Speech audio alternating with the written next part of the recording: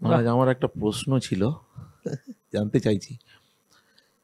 আমরা শুনেছি বা অনেকে বলেও থাকেন যে পুরী ধামে একাদশী দেবীকে নাকি বন্ধন করে রাখা হয়েছে, ওখানে নাকি একাদশীর দিনে যদি আমরা পঞ্চশস্য গ্রহণ করি তাতে অসুবিধা নেই, এবং না করলে বরং নাকি অসুবিধা। এই একাদশী মাহাত্ম্য থেকে পড়ে শোনাই।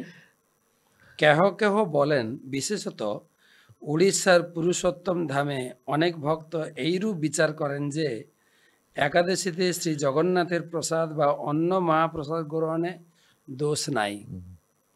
কিন্তু এখানে বিচার্য বিষয় এই যে বৈষ্ণবগণ প্রত্যহী মহাপ্রসাদ ছাড়া অন্য কিছু গ্রহণ করেন না, কিন্তু একাদশীর দিন তারা কোনো কিছু গ্রহণ করবেন না।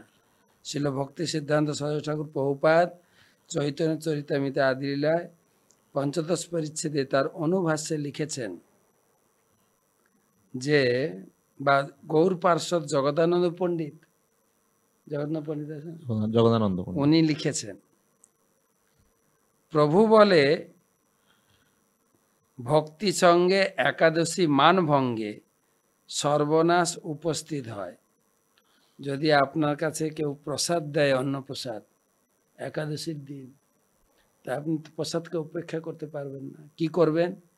প্রসাদ পূজন করি পরদিনে পাইলে তরি, তিথি পরদিনে নাহি রয়। শ্রী হরিবাসর দিনে কৃষ্ণ নাম রসপানে তৃপ্ত হয় বৈষ্ণব সুজন। অন্ন রস নাহি লয়, অন্য কথা নাহি কয়, সর্বভোগ করয়ে বর্জন। প্রসাদ ভোজন নিত্য, গুরু বৈষ্ণবের কীর্ত।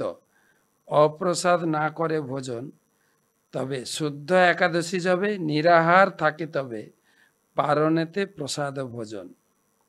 অনুকল্প স্থান মাত্র, নিরন্ন প্রসাদ মাত্র, বৈষ্ণবকে জানিয়ে নিশ্চিত। অনুকল্প প্রসাদ মানে অন্ন ছাড়া আপনি একাদশীর দিন গ্রহণ করতে পারেন, এই পাণ্ডবের নির্জলাটা বাদ দিয়ে। অবৈষ্ণব জন যারা প্রসাদ ছলেতে তারা ভোগে হয় দিবায় নিশিরত। যারা ভোগবাদী তারা এই ধরনের কথা বলে যে একাদশীতে অন্ন প্রসাদ খেলে কোনো পাপ হয় না, এবং একাদশীকে বেঁধে রাখা হয়েছে পুরী মন্দিরে।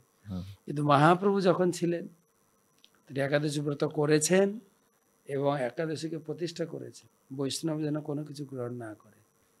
আর তাছাড়া আমরা শুনি হরিদাস ঠাকুরের কাছে প্রসাদ পাঠানো হয়েছে, তিনি সারা রাত প্রসাদের মহিমা কীর্তন করে করে পারণ টাইম পর্যন্ত নিয়ে গেছে, তারপরে প্রসাদ গ্রহণ করেছে। তো এটা বৈষ্ণবদের জন্য একদম সঠিক সিদ্ধান্ত। আপনি পুরীতে থাকলেও আপনাকে একাদশী ব্রত পালন করতে হবে। এখানে একটা প্রশ্ন এসে যায়, ওখানেও যদিও বলা হয়েছে এটা বৈষ্ণবদের জন্য ঠিক আছে, যারা বৈষ্ণব নয় একাদশী করে কিন্তু তারা বৈষ্ণব নয়, তো তারা কি ওটা গ্রহণ করতে পারবে? গ্রহণ করলে পাপ খাবে, এরকম বলেও দিয়েছেন পাপ অবৈষ্ণবের। এটা একদম শাস্ত্র উক্তি, এবং মহাপ্রভু আচার আচরণে দেখিয়ে দিয়ে গেছে। মহাপ্রভু যখন ছিলেন তিনি একাদশীটাকে খুব সুন্দরভাবে প্রতিষ্ঠা করেছেন। আরেকটা আমি বলবো, আমি সবাইকে যেটা লজিক দিয়ে বুঝাই, দেখেন আমরা সপ্তাহব্যাপী কাজ করি, রবিবারটা ছুটি চাই, বা বাংলাদেশে শুক্রবারটা ছুটি চাই, মানে 6 দিন কাজ করে একদিন ছুটি বিশ্রাম। অনেক কাজ জমে থাকে, পেন্ডিং হয়ে থাকে, ঠিক সেই রকম পেটেরও একটু বিশ্রাম দরকার আছে, বুঝেন।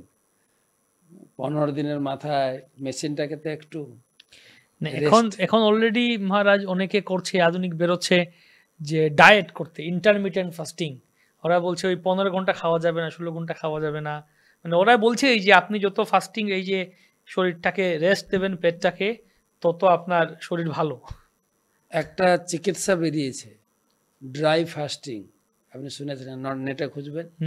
যদি এক নাগাড়ে 11 দিন না খেয়ে থাকেন আপনি সর্বরোগ থেকে মুক্ত হবেন।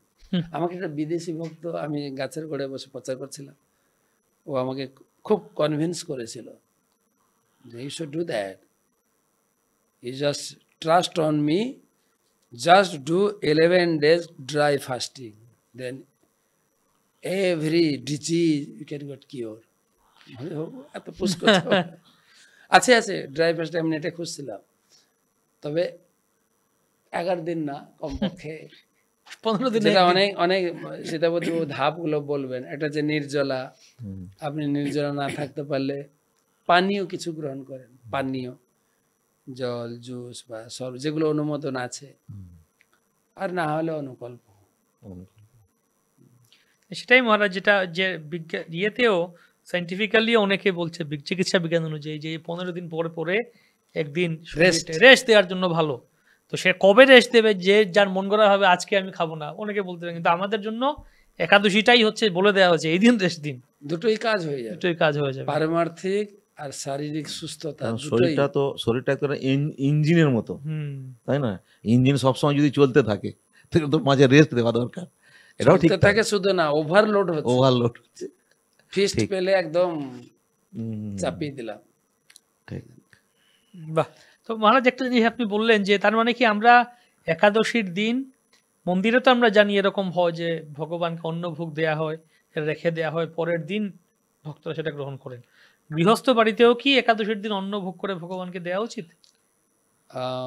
গীতার সিদ্ধান্ত অনুযায়ী নবম অধ্যায়ে ভগবান নিজে থেকে বলেছেন যে আমি কি খেতে পছন্দ করি, পত্রং পুষ্পং ফলং তয়ম জমে ভক্তা প্রযাচ্ছতি, আমাকে এইগুলো নিবেদন করে আমার প্রসাদ রূপে খাও।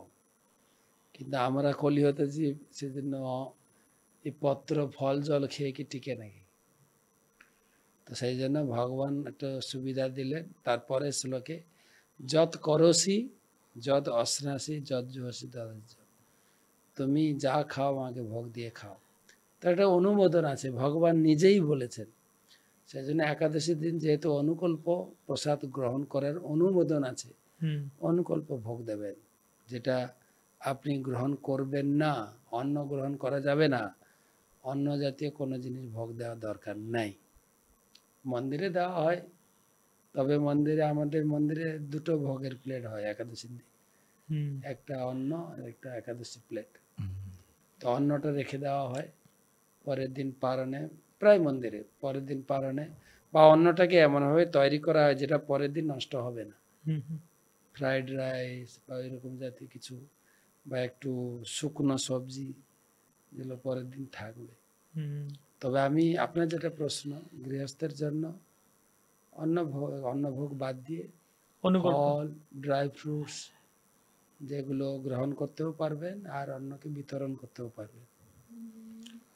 আপনি অন্ন খাবেন না, আপনি যদি বলেন আমি অন্নটা ভোগ লাগিয়ে অন্যকে দিতে পারি না, দেবেন কেন? খাবেনও না, দেওয়ার দরকার নেই। যেটা অনুমোদন আছে সেটাই ভোগ লাগবে।